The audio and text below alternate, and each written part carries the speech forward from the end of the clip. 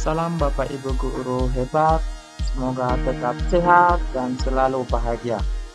Kali ini kita akan membahas tentang pengikutan penilaian kinerja melalui aplikasi PMM, dan ini dilakukan oleh seluruh Bapak Ibu guru. Jadi wajib untuk tahun ini, mulai dari tahun ini wajib seluruh Bapak Ibu guru baik ASN maupun non ASN wajib menginputkan penilaian kinerja melalui aplikasi PMM.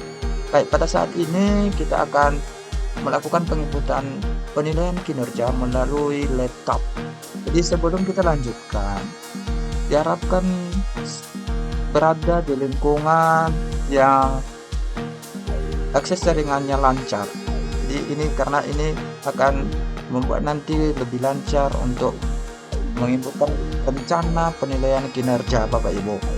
Baik, sebelumnya tetap juga menyediakan email akun belajar dengan domain belajar ID. Jadi seluruh Bapak Ibu guru sudah pasti sudah memiliki ini.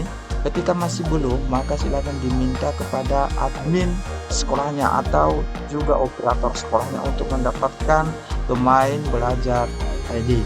Baik, ini langsung saja kita akan melakukan browser seperti Google Chrome, Firefox, dan lain sebagainya yang sejenis. Dan berikutnya kita mengakses link dengan guru.kemdikbud.go.id. Setelah terbuka, maka kita klik buka PMM. Nah, di sini tadi wajib kita login dengan menggunakan akhirannya itu emailnya itu adalah belajar ID. Oke, masuk. Kita masukkan email dengan kita pastikan bahwa domainnya adalah belajar ID. Izin.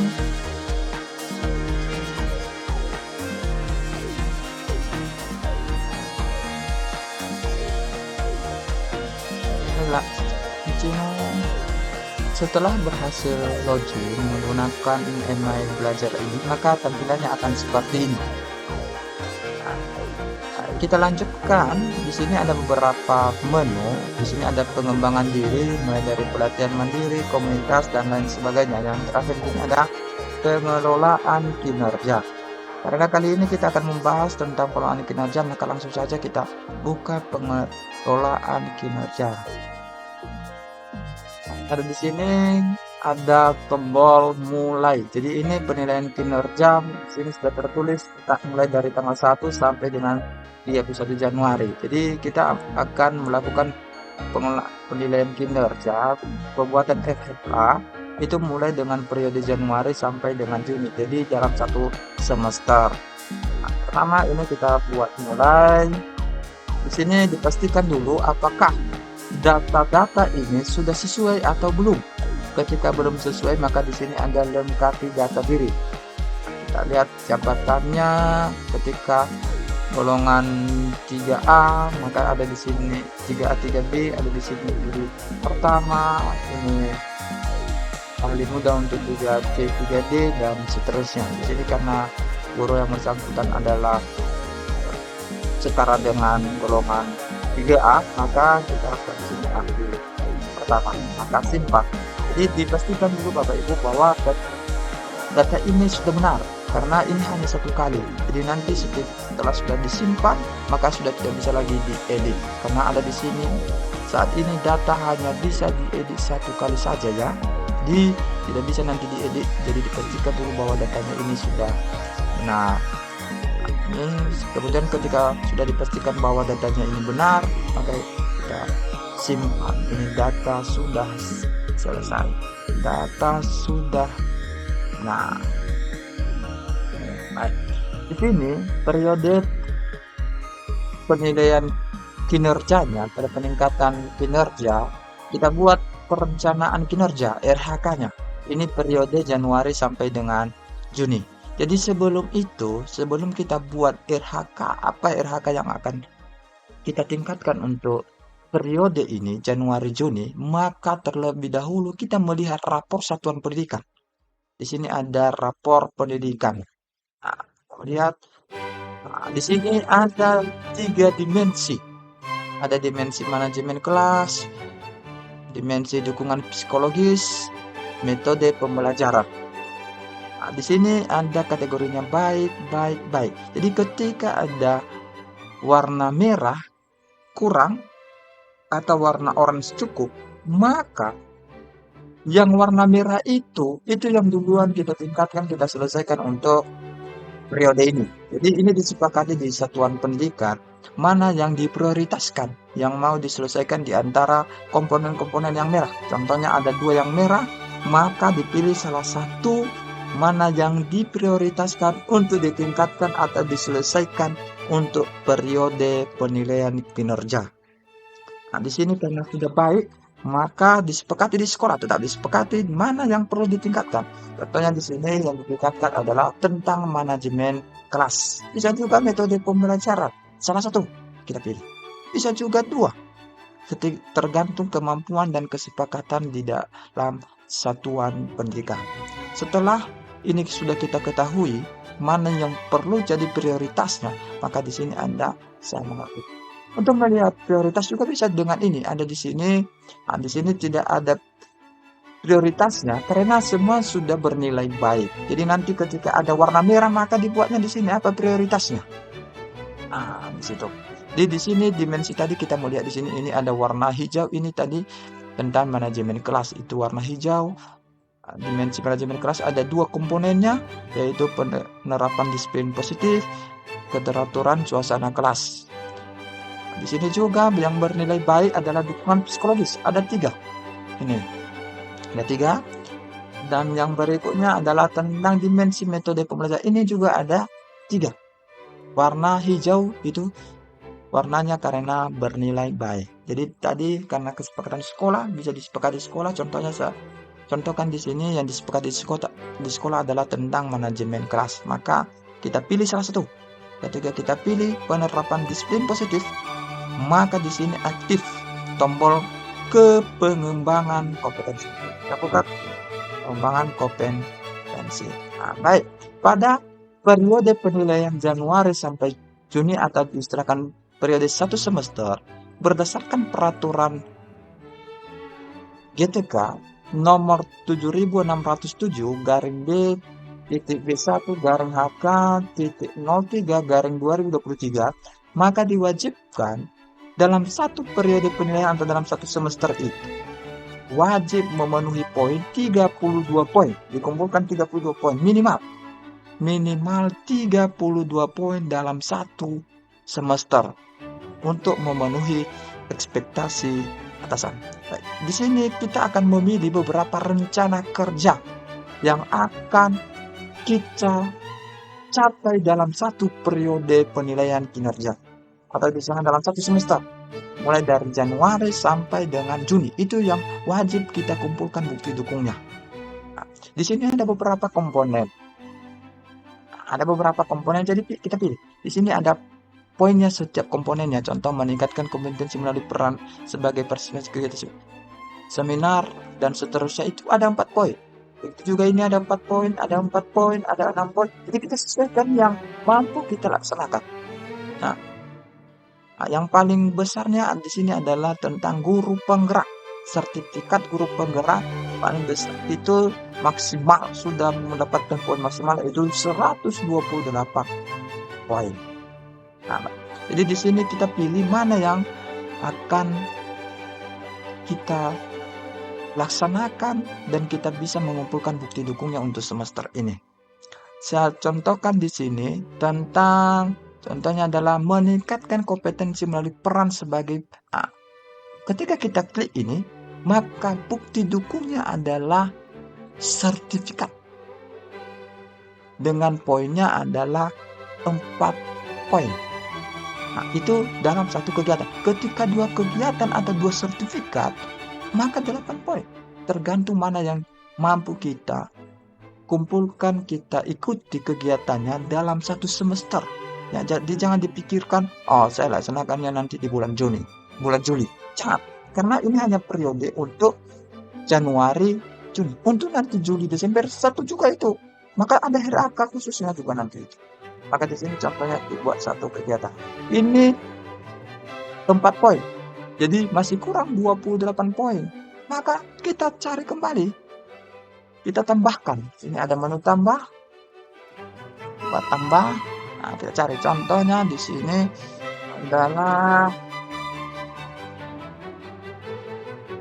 meningkatkan kompetensi melalui peran sebagai penyusun perangkat ajar yang dapat dibagikan kepada guru dan atau kepala sekolah. Ini ada 24 poin. Jadi bukti dukungnya adalah perangkat ajar yang kita ketikkan di aplikasi PNM. Jadi diunggah di aplikasi PNM buktinya. Jadi ini diharapkan bebas plagiat dan dibuat sendiri. Nah, karena ini nanti akan tersimpan di PNM di aplikasi pusat. Nah, ini dalam satu semester nilainya poinnya adalah 24 poin. Jadi di sini masih kurang 4 poin. Di sini sudah kita kumpulkan dengan 2 rencana kerja ini 28 poin. Nah, yang berikutnya sini contohnya ini sudah 2 RHK. Maka contohnya kita pilih dengan dimensi lain. Ini tadi dimensi yang pertama manajemen kelas. Maka ketika kita buat, nah kita pilih dengan yang lain, maka ada tadi simpan draft. Setelah simpan draft, maka kita lanjutkan dengan rencana kinerja. Nah, tadi yang pertama yang kita pilih adalah penerapan disiplin positif. Maka ketika ini kita buat, bisa juga dengan komponen lain. Contohnya adalah tentang metode pembelajaran. Contohnya di sini untuk RHK ketiga saya buat jadi metode pembelajaran. Maka ini ada aktivitas interaktif. Salah satu dipilih yang 3 komponen ini. Salah satu. Misalnya ini aktivitas, maka aktif ke pengembangan kompetensi. Nah, jadi ini ada tadi yang pertama RHK 1, 2. Kita tambah untuk RHK ya kita pilih untuk memenuhi 32 poin. Ini masih kurang 4 poin. Kita cari. Dengan kita menambah RHK yang ketiga, contohnya sahabat di sini karena di aplikasi PNM sudah tersedia pelatihan mandiri, maka bisa kita pilih. Kita pilih ada di sini pelatihan mandiri. Nah ini, mendengar kompetensi melalui peran sebagai peserta pelatihan mandiri sesuai model kompetensi. Ini ada 8 poin. Ini pelatihan mandiri, ini mendapatkan sertifikat. Ada juga di platform Merdeka Mengajar. Bisa juga mana ada pelatihan yang disediakan oleh pihak Kemdikbud. Ini meningkatkan kompetensi melalui peran sebagai peserta kegiatan pelatihan atau bimbingan yang memperoleh sertifikat di bidang pendidikan. Ini bisa. Maka bukti dukungnya adalah sertifikat. Ini ada 8 poin dengan 1 kegiatan. Maka ketika kita melihat berapa, ini sudah mencapai 36 poin. Jadi sudah lebih dari minimumnya yang 30. Pertanyaan, apakah boleh lebih daripada 30? Boleh. Berapapun sesuai dengan kemampuan kita untuk mengumpulkan bukti dukung dan melaksanakan penilaian kinerja ini. Jadi setidaknya minimal 32 poin dikumpulkan untuk 1 semester atau di satu periode penilaian. Setelah kita lihat bahwa ini sudah sesuai, maka kita buat tugas tambahan. Nah, sini kita akan menambahkan tugas tambahan. Jadi diingat Bapak Ibu Guru, contohnya ada beberapa tugas tambahan adalah wali kelas. Hanya saja untuk tingkat SD, wali kelas tidak diperhitungkan untuk RHK atau rencana hasil kerja. Tidak diperhitungkan, kecuali dengan tugas tambahan sebagai operator, sebagai tim PPK, atau dengan manajemen pos, bendahara pos, atau lain sebagainya, atau wakil kepala sekolah bagi SMP, kepala laboratorium, kepala perpustakaan, dan lain sebagainya. Untuk wali kelas di tingkat SD ini tidak diperhitungkan. Tidak menjadi rencana hasil kerja sebagai tugas tambahan, kecuali untuk tingkat SMP. Di sini bisa kita lihat di sini ada keterangan hanya untuk SMP, SMA. Jadi jangan untuk guru SD dipilih. Contohnya adalah tugas tambahan sebagai wakil kepala sekolah. Ini hanya untuk SMP, SMA, dan SMK. Jadi kita mencari yang sesuai. di sini ada semua jenjang. Ketika ini kita termasuk, maka ini ada semua jenjang. Ini hanya untuk SMP. Jadi ini kita sesuaikan. Ketika tidak ada yang sesuai, maka tidak apa-apa, dikosongkan saja. Nah, dikosongkan. Maka kita lanjutkan dengan perilaku kerja. Nah, di sini sesuai dengan core value berakhlak. Di sini ada 7 aspek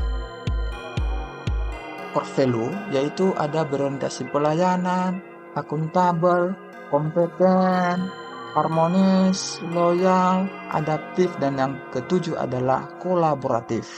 Jadi setiap komponen ini perilaku kerja, wajib kita buat rencana perilaku apa yang perlu kita tingkatkan untuk periode ini. Jadi bisa juga ini disepakati di satuan pendidikan biar lebih serentak. Contohnya di sini untuk berorientasi pelayanan, ketika kita pilih ini maka ada 3 komponennya. Itu memenuhi kebutuhan peserta didik dan berusaha memenuhinya, bersifat ramah kepada peserta didik dan orang tua tanpa membeda-bedakan, cekatan dalam bekerja, solutif dalam mengatasi permasalahan pembelajaran, dan dapat diandalkan oleh peserta didik, orang tua maupun rekan sejawat. Yang ketiga, melakukan perbaikan terus-menerus terhadap kompetensi dan perilaku. Jadi dari antara ketiga indikator perilaku pada aspek berorientasi pelayanan ini kita pilih salah satu. Contohnya di sini dipilih salah satu, memahami kebutuhan peserta didik dan berusaha memenuhinya. Maka untuk mewujudkan ini, maka kita akan menerapkan perilaku apa dalam kehidupan sehari-hari. Untuk mewujudkan indikator perilaku ini, maka kita pilih di sini. Ini ada 4 mengidentifikasi kebutuhan peserta didik secara proaktif, memenuhi kebutuhan peserta didik secara responsif, melayani peserta didik sesuai hasil asesmen awal peserta didik. Yang keempat, menyelesaikan keluhan peserta didik dengan komunikasi persuasif. Jadi kita pilih salah satu untuk mewujudkan perilaku indikator perilaku orientasi pelayanan yang kita pilih sebelumnya. Di ini contohnya dipilih mengidentifikasi kebutuhan peserta didik secara proaktif. Nah, itu sudah satu untuk core value-nya tentang berorientasi pelayanan. Aspek yang kedua yaitu akuntabel. Sama seperti sebelumnya pada berorientasi pada pelayanan, ini juga kita akan pilih indikator perilakunya apa yang difokuskan pada tahun ini. Kita pilih di sini ada 3, melaksanakan tugas dengan jujur, bertanggung jawab, cermat, disiplin, dan berintegritas tinggi, dan sampai seterusnya. Maka ini kita pilih. Contohnya di sini saya pilih poin yang pertama. Maka untuk mewujudkan ini, maka apa yang perilaku yang kita terapkan dalam kehidupan sehari-hari? Maka ada pilihannya. Ini ada pilihan sebanyak 4. Nah, ini memenuhi janji dan komitmen terkait pekerjaan. Contohnya di sini saya pilih melaksanakan pekerjaan sesuai dengan ketentuan. Ini sudah ada 2 aspek ya Bapak Ibu. Semoga tetap semangat. Kita lanjutkan. Aspek yang ketiga yaitu kita lanjut dengan aspek yang ketiga yaitu kompeten. Seperti sebelumnya kita pilih indikator perilaku terkait dengan aspek kompeten. Di sini ada 3. Ada menunjukkan penguasaan kompetensi yang memadai dalam melakukan kinerja. Ada membantu peserta didik, rekan sejawat, dan orang lain.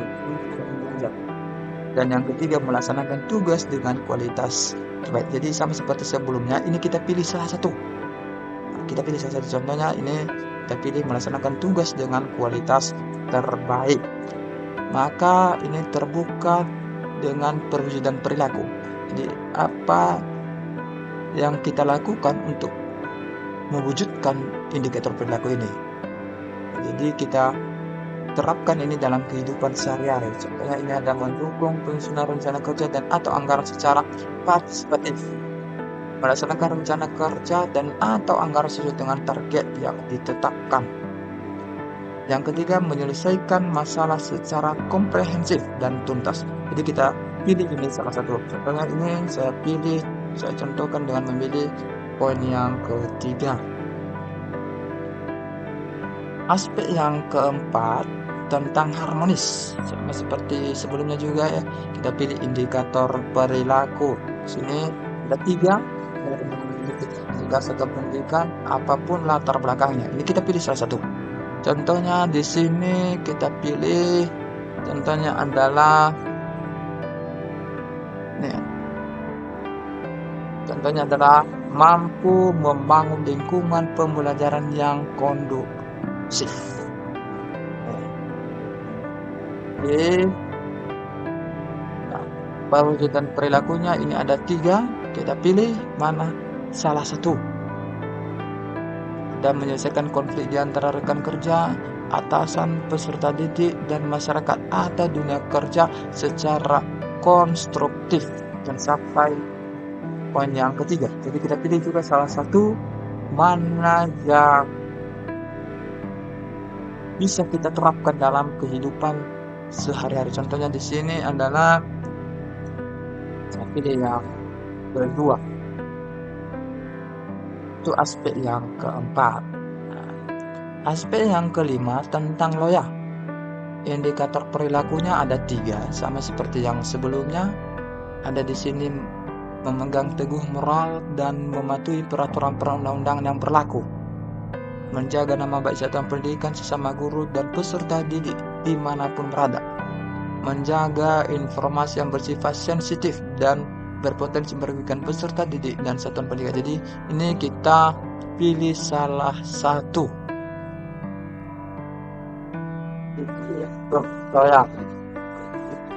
Soalnya ini menjaga nama baik satuan pendidikan, sesama guru dan peserta didik dimanapun berada.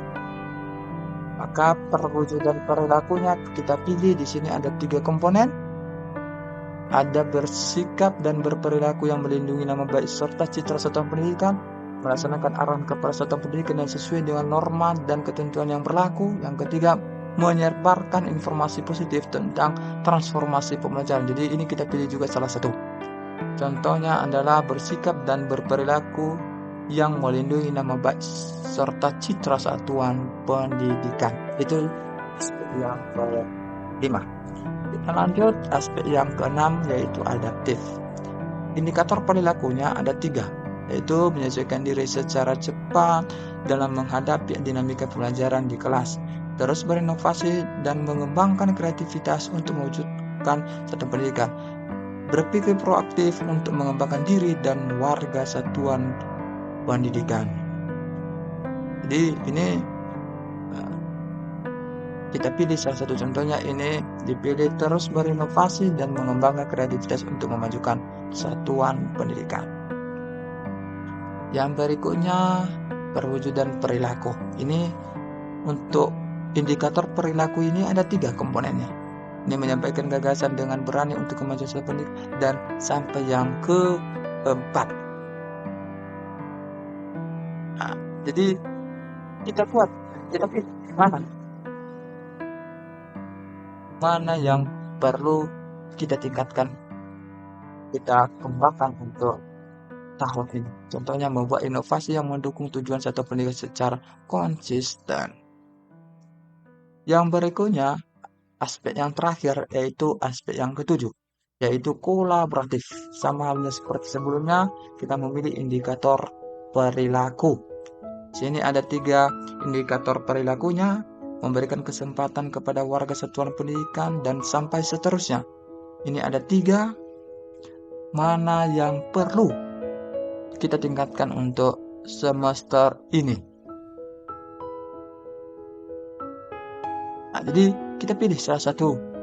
Contohnya di sini adalah saya pilih nomor 1. Yang berikutnya perwujudan perilakunya. Ini ada juga 3 komponennya. Jadi ini ada menerima pendapat dan saran dalam menyelesaikan tugas, memuji Jadi contohnya di sini menerima pendapat dan saran dalam menyelesaikan tugas. Maka setelah selesai ketujuh komponen perilaku kerja ini, dan kita sudah anggap bahwa ini sesuai dan mampu kita laksanakan, kita terapkan dalam kehidupan sehari-hari, maka kita lanjutkan dengan melihat rangkumannya. Ini anak, kita melihat kerangkuman. Ketika masih belum, maka buat saja simpan draft. Karena di sini kita anggap sudah, maka kita lanjutkan ke rangkuman. Nah, di sini ini adalah rangkuman yang sudah kita buatkan tadi. Yang pertama ada di sini adalah, walaupun ini belum kita pilih tadi, jadi aplikasi membuatnya otomatis ini hasil kerja utamanya. Ini adalah meningkatkan praktik aktivitas kognitif yang berfokus pada project. Maka hasil penilaian observasi kinerja guru. Nah, ini observasi kinerja guru. Bisa ini diistilahkan dengan penilaian kepala sekolah terhadap kualitas pembelajaran kita Bapak Ibu guru. Nah, jadi ada lemparannya supervisi. Itu nanti sebagai buktinya. Sebagai bukti dukung. Ini rencana kerja yang kedua, meningkatkan kompetensi melalui peran sebagai itu tadi yang sempat kita pilih, itu 4 poin. Kalau tadi yang sebelumnya tidak ada poinnya, karena itu adalah otomatis aplikasi yang membuatnya. Karena wajib ini wajib. Nah, wajib. Sedangkan ini yang pilihan kita. Bukti dukungnya adalah sertifikat. Dengan satu buah sertifikat, satu kegiatan dengan poin 4 poin pelaksanaannya dalam satu semester. Nah, jangan nanti pelaksanaan sertifikatnya baru kita laksanakan pelatihannya bulan 8, maka kita buat rencananya di bulan periode Januari Juni, maka itu sudah tidak sesuai kembali. Nah, yang ini rencana kerja yang ketiga tadi yang dipilih, yaitu tentang pembuatan perangkat ajar. Ini ada 24 poin. Maka bukti dukungnya ini perangkat ajar ini wajib diterbitkan di aplikasi PMM. Ini ada 24 poin.